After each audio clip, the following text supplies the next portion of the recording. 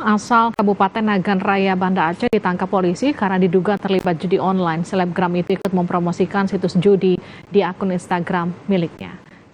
Selebgram berinisial SRC asal Banda Aceh ditangkap polisi pada Sabtu 26 Agustus lalu.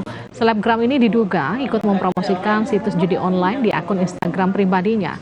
Selain SRC, polisi juga menangkap suaminya, HF, yang diduga mengetahui kegiatan sang istri namun tidak melapor ke polisi.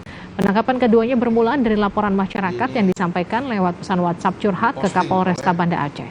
Pelaku ya kan endorse gitu kan agar orang yang melihat ataupun followernya mengikut atau mendaftar gitu dengan kode referral gitu loh. Saat kita lakukan interogasi benar ternyata dalam akun Instagram tersebut itu adalah milik pribadi yang berinisial SRC ya.